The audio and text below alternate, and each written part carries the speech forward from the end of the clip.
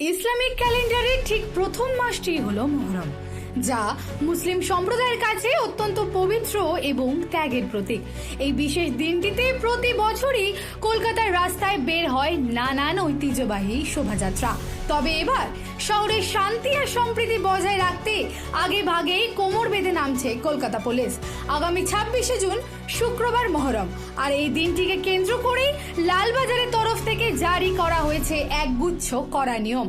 শহরের পরিবেশ যাতে একটুও বিঘ্নিত না হয় তার জন্য মঙ্গলবারই কলকাতার সব থানাকে কড়া বার্তা দিয়েছেন লালবাজারের শীর্ষকর্তারা। ডিসি পদমর্যাদার আধিকারিক সহ বড় বড় পুলিশ অফিসারদের উপস্থিতিতে থানাগুলোতে দফায় দফায় বৈঠকও করা হয়েছে। আর তারপরই সাফ জানিয়ে দেওয়া হয়েছে এবারে নতুন করে কোনো শোভাযাত্রার অনুমতি দেওয়া হবে না। অর্থাৎ বছরের পর বছর ধরে যে পুরনো ঐতিহ্যবাহী মিছিলগুলো বেরোচ্ছে, শুধুমাত্র তারাই এবার রাস্তায় নামার ছাড়পত্র পাবে। পাশাপাশি এবারে শোভাযাত্রা নিয়ে আরো বেশ কিছু কড়া নিয়মও জারি করা হয়েছে। কাশি নিয়ে যেটা বলছিলাম, যে কাশি কিন্তু বিভিন্ন ধরনের হয়। শুকনো কাশি হয়, কাশির সাথে কফ ওঠে। কফ যখন ওঠে, কফের রং কখনো সাদা হয়, কখনো হলদে বা সবুজ হয়, অনেক সময় কফে গন্ধ থাকে। এই বিভিন্ন ধরনের কাশির নেচার কিন্তু বিভিন্ন ধরনের অসুখের সম্ভাবনা সৃষ্টি করে। ধরুন যে একজন শুকনো কাশি নিয়ে আসছে, তার সমস্যা একরকম হতে পারে। যার কাশিতে কফ বেরোচ্ছে, কাশির সঙ্গে কফে রক্ত আছে, অথবা কফের সাথে দুর্গন্ধ বেরোচ্ছে, তাদের কিন্তু সমস্যা অন্যরকম হতে পারে। কাজেই দেখা যাচ্ছে যে কাশির যে ধরন, তার পরিবর্তনের সাথে সাথে কিন্তু রোগের ধরন বা পরিবর্তনও হয়। এবং ক্লিনিক্যাল এক্সামিনেশন করা এবং দরকার মতো ইনভেস্টিগেশন করে আমাদের এই ডায়াগনোসিসে পৌঁছতে হবে যে কাশিটা কেন হচ্ছে। শুকনো কাশির এক ধরনের কারণ হয়, এবং কাশির সাথে যে কফ বেরোচ্ছে তার কারণ কিন্তু অন্যরকম হয়। আমাদের দেশে আরও একটা বড় কারণ হচ্ছে টিউবারকুলোসিস। এক্ষেত্রে আপনারা সবাই জানেন যে কাশির সাথে একটু ঘুষঘুষে জ্বর হয়, এবং জ্বরটা খুব বেশি মাত্রায় হয় না, একটু লো গ্রেড ফিভার আমরা যাকে বলি। এবং এই জ্বরটা সাধারণত সন্ধেবেলার দিকে আসে।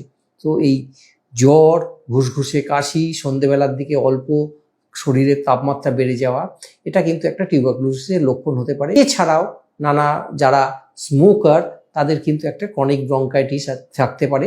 সেক্ষেত্রে কাশির ধরনটা একরকম হয়। যাদের ক্ষেত্রে একটা নিউমোনিয়া হয়েছে, তাদের ক্ষেত্রে কিন্তু একটা হাই ফিভার, অর্থাৎ বেশি মাত্রায় জ্বর, তার সাথে কফ, তার কফের সাথে দুর্গন্ধ থাকতে পারে, কফের সাথে হলদে বা সবুজ রঙের মিউকয়েড প্রোডাকশন হতে পারে, এবং কখনো কখনো কফের সাথে রক্তও পড়তে পারে। কাজেই এইগুলো একটু ভাববা। লালবাজারের তরফে স্পষ্ট জানানো হয়েছে, কোনো মিছিলেই কোনো রকম আসল অস্ত্র বা অস্ত্রের মতো দেখতে কোনো বস্তু প্রদর্শন করা যাবে না। পাশাপাশি রাস্তায় থাকা বিদ্যুতের তার বা ওভারহেড কেবল লাইনে যাতে কোনো ক্ষতি না হয়, তার জন্য অতিরিক্ত উঁচু তাজিয়া তৈরির উপরেও সম্পূর্ণ নিষেধাজ্ঞা জারি করা হয়েছে। এই উৎসবের মরশুমে নিয়মের কড়াকড়ি থাকছে শব্দ দূষণ রুখতেও। মহরমের মিছিলে কোনোভাবেই ডিজে বাজানো চলবে না। হাইকোর্টের নির্দেশ মেনে মাইক ব্যবহার করা যাবে ঠিকই, তবে তা রাখতে হবে নির্দিষ্ট শব্দসীমার মধ্যে। কোনো এলাকায় কতটা জোরে মাইক বাজছে তাও খতিয়ে দেখার দায়িত্ব দেওয়া হয়েছে স্থানীয় থানাগুলোকেও।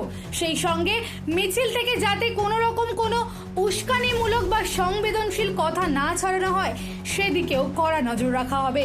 মহরমের দিন শহরের বুকে যাতে কোনো রকম কোনো অশান্তি বা গোলমাল না হয়, সেটাই লক্ষ্য প্রশাসনের। আর সেই কারণেই শুক্রবার কলকাতার রাজপথে মোতায়েন থাকছে অতিরিক্ত পুলিশ বাহিনী। এক কথায় বলতে গেলে কড়া নিরাপত্তার চাদরে মুড়ে ফেলা হচ্ছে গোটা তিলোত্তমাকে। এদিকে মহরমের দিন বেশিরভাগ শোভাযাত্রাগুলো বের করতে নির্দেশ দেওয়া হয়েছে মূলত সকালগুলোতে। পাশাপাশি যান চলাচল স্বাভাবিক রাখতে 25শে জুন বিকেল 4টে থেকে 27শে জুন ভোর 5টা পর্যন্ত শহরের বড় রাস্তাগুলোতে মালবাহী বা বড় গাড়ি ঢোকার উপরও বিশেষ ট্রাফিক কড়াকড়ি করা হয়েছে। এদিকে দুর্গাপুজো আসতে যদিও এখনো 3 মাস বাকি, তবে তার আগে প্রতিমা বিসর্জন নিয়ে এক কড়া নির্দেশিকা জারি করলো রাজ্য সরকার। উত্তর কলকাতার বাগবাজার ঘাট থেকে শুরু করে গোয়ালিয়র ঘাট, এই এলাকাগুলোতে প্রতিমা বিসর্জনের ক্ষেত্রে এবার মূর্তির উচ্চতা বেঁধে দেওয়া হয়েছে। বিজ্ঞপ্তি অনুযায়ী এই ঘাটগুলোতে বিসর্জন করতে হলে প্রতিমার উচ্চতা হতে হবে 10 থেকে 11 ফুটের মধ্যে, কারণ ওই সমস্ত এলাকায় বেশ কিছু ক্রসিং রয়েছে যেখানে ওভারহেড লাইনের উচ্চতা 17 ফুটেরও নিচে। তাই সুরক্ষার স্বার্থেই এই নিয়ম। যাদের প্রতিমার উচ্চতা 11 ফুটেরও বেশি হবে, তারা আর এই ঘাটগুলোতে বিসর্জন দিতে পারবেন না। তাদের যেতে হবে রতনবাবুর ঘাট বা উত্তর কলকাতার অন্য কোনো ঘাটে। দিশা দাসের রিপোর্ট, হেডলাইন্স কলকাতা। আনন্দ আর ভালোবাসার দীপ্তিতে গড়া সমুজ্জ্বল পরমা, ঠিক তোমারই মতো। শ্যাম সুন্দর কোম্পানি জুয়েলার্স, আগরতলা, উদয়পুর, ধর্মনগর, কলকাতা।